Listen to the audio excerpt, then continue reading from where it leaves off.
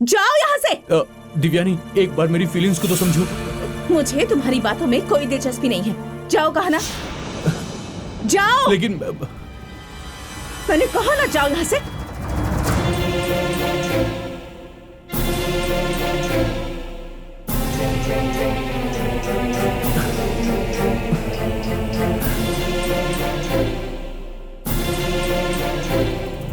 एक मिनट रुको।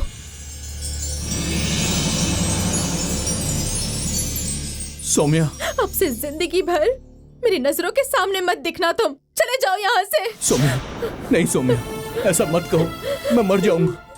चले जाओ यहाँ से, भगवान के लिए चले जाओ यहाँ से। मेरी नजरों के सामने मत आना तुम। अब जाओ यहाँ से। सौम्या चुप हो जाओ। सौम्या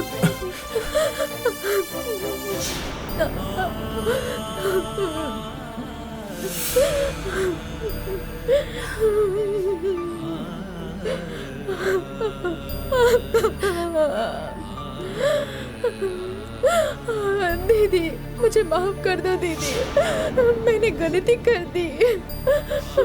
अब मैंने अपने मन को पत्थर बना लिया है। इसमें तुम्हारी कोई गलती नहीं है। इस गांव में जन्म लिया ये हमारी किस्मत है। रो मत सौम्या, हम किस्मत को बदल देंगे। रो मत।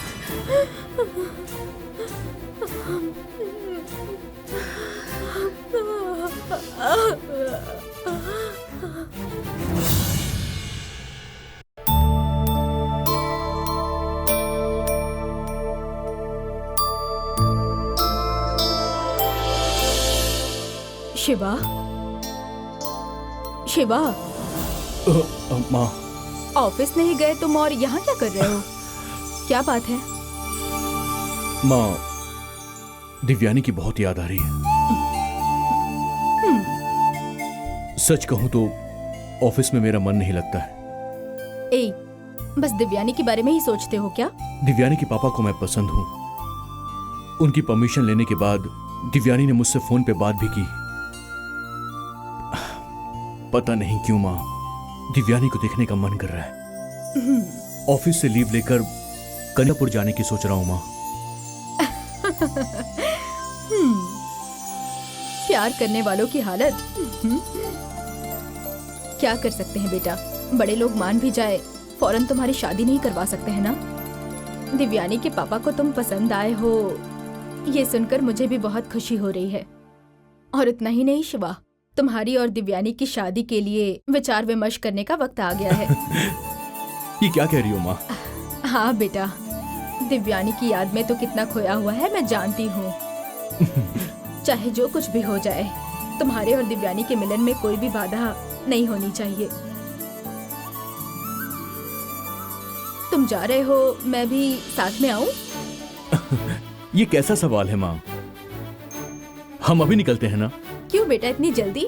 माँ, अच्छे काम में बिल्कुल देरी नहीं करनी चाहिए, आप जानती हो। बड़े बुजुर्गों ने भी ऐसा कहा है। अब जल्दी से चलो, रेडी हो जाओ, बिल्कुल देरी नहीं करनी है, ठीक है? चलो।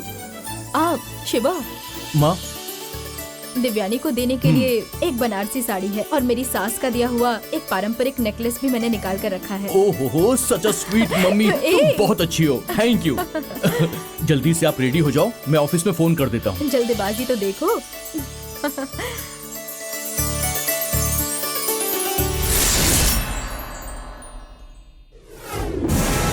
गुरुजी, गुरुजी, कृष्णा, क्या हुआ तुम्हें? ये देखिए, मैं आप पे भरोसा करके आपका दिया हुआ काजल लगा के सौम्या से मिलने के लिए गया था। मैं सौम्या के घर के अंदर गया, मैंने सौम्या को देखा। सौम्या को मैं दिखाई नहीं दिया, लेकिन दिव्यानी को मैं दिखाई दे गया। मुझे देखने के बाद दिव्यानी ने मेरे ऊपर कुमकुम लगा दिया, फिर सौम्या ने भी मुझे देख लिया।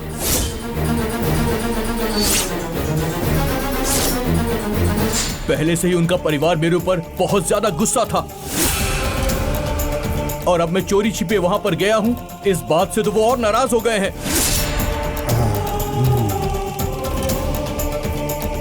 दिव्यानी ने मुझे भला बुरा सुनाया, सौम्या ने मुझे डांट के भगा दिया।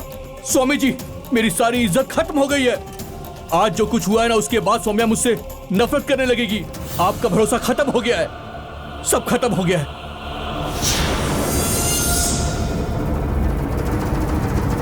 कृष्णा, मैंने तुम्हें काजल नहीं दिया, तुमने मांगा तब दिया। मैं तुम्हारे अच्छे के लिए ही सोचता हूं, लेकिन सब तुम्हारे खिलाफ होता है तो मैं क्या करूं? कृष्णा, तुम्हारे साथ ही ऐसा क्यों हो रहा है?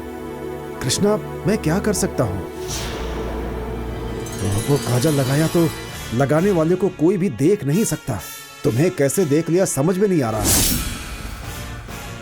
ऐसा होते हुए भी दिव्यानी की आंखों को यदि तुम दिखे तो उसके अंदर कितनी शक्ति है, मैं यही सोच रहा हूं। दिव्यानी मेरे लिए एक चुनौती बन गई है।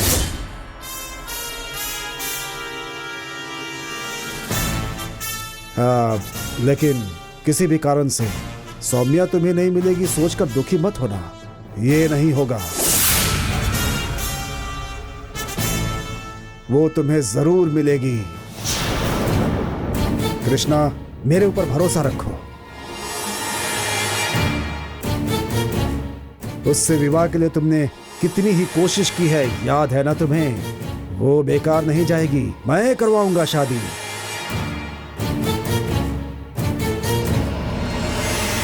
सौम्या तुम्हें मिलेगी, चाहे कितनी भी बाधा आ जाए। सिर्फ तुम नहीं, ये भगवान और मैं भी चाहते हैं। तुम मेरे ऊपर पूरी तरह से भरोसा रखो। मेरे पास और कोई रास्ता भी नहीं बचा है स्वामी जी, लेकिन सौम्या मुझसे नफरत करने लगी है। प्रेम में ये सब होता ही रहता है, लेकिन कोशिश नहीं छोड़नी चाहिए। तुम दोनों को मैं मिलवा कर रहूंगा, निसंकोच होकर जाओ।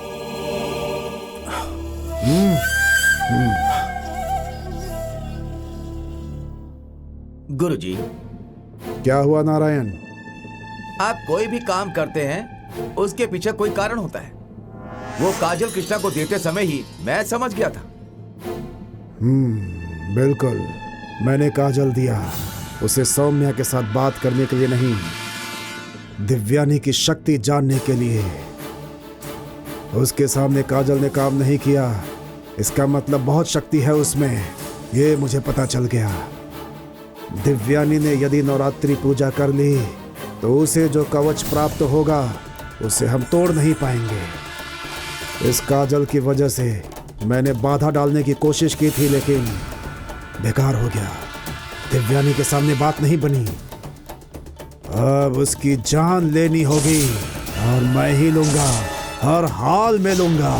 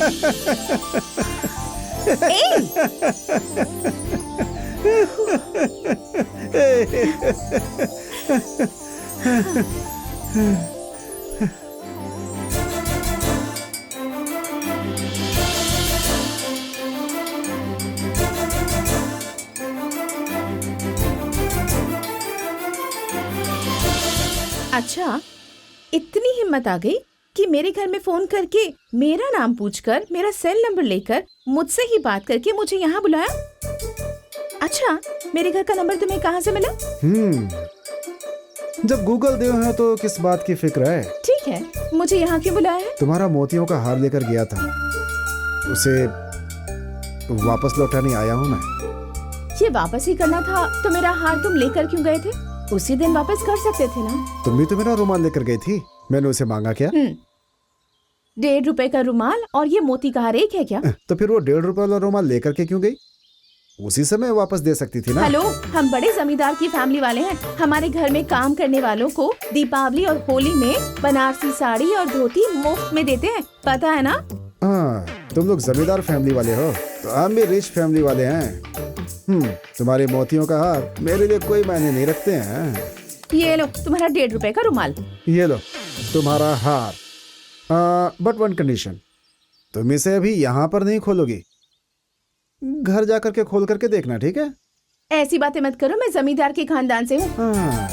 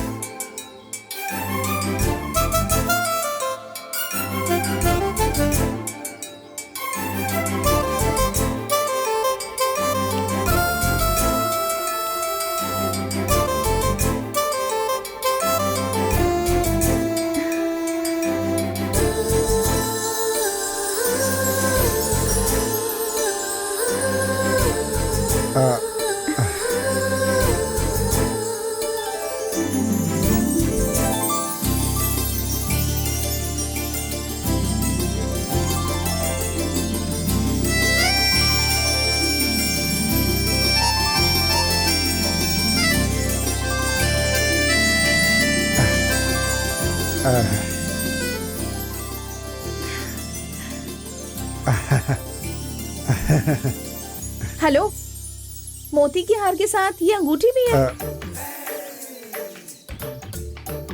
हाँ जी, ये ब्रेसलेट। ओ, पहले मैंने पूछा, ये अंगूठी क्यों दी? ये जिस लड़की से प्यार करते हैं उसे दिया जाता है। वो कैसे इसमें आया कुछ मालूम नहीं मुझे। ये तो जिसे शादी करते हैं उसे देते हैं। इस रुमाल में कैसे आ गया मुझे नहीं पता।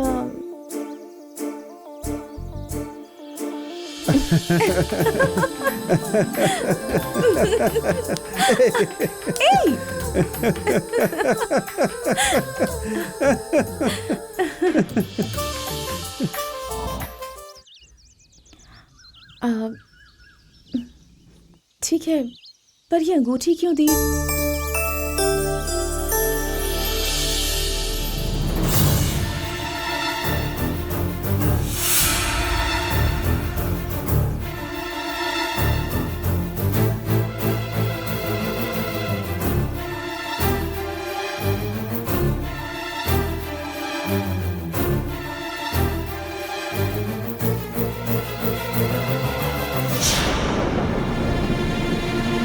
इस गांव के बारे में जानते हो ना?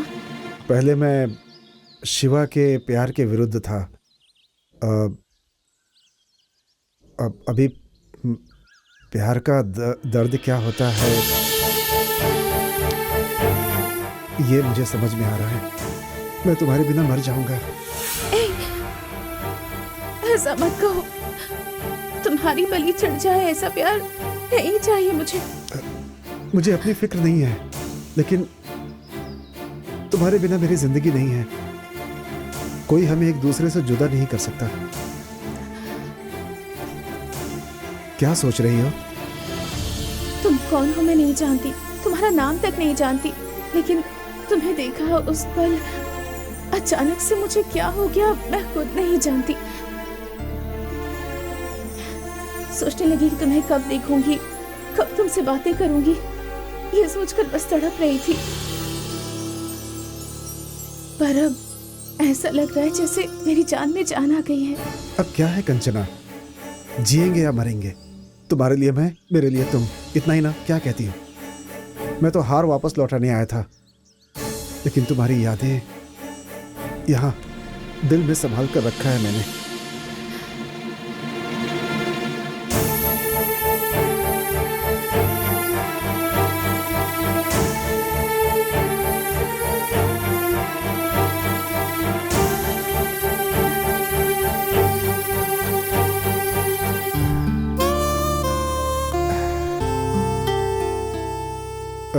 मुझे गले लगा लो ना।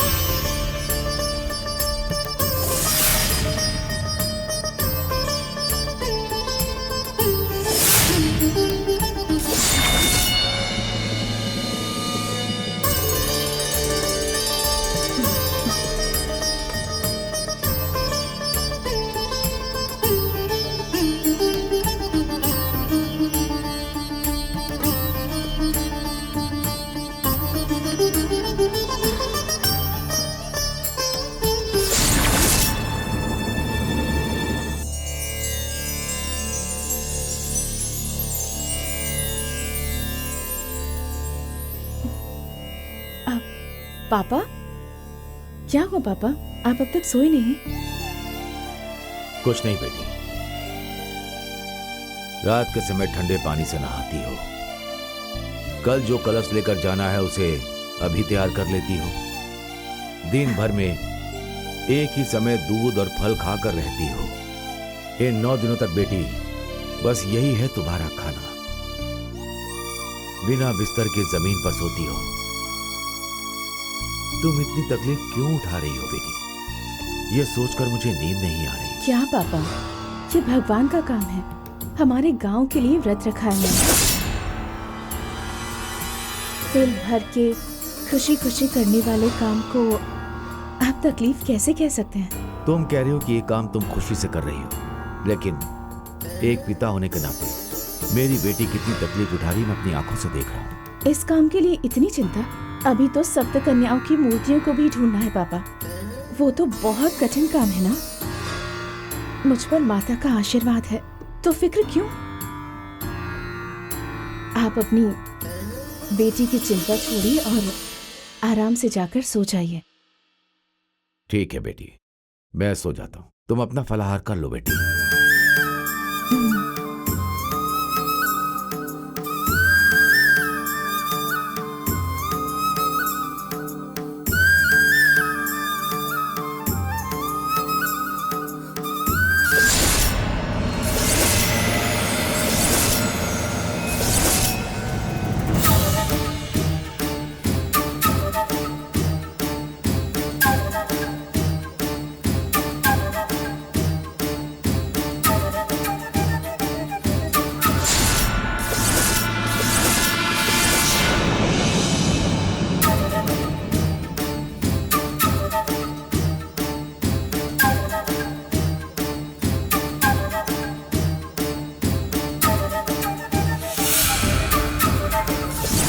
नारायण, नवरात्रि की पूजा पूरी ना हो, गंगा की आत्मा मुक्त ना हो, इसके लिए हम लोगों को कुछ ना कुछ करना ही होगा, वरना हम बहुत पछताएंगे।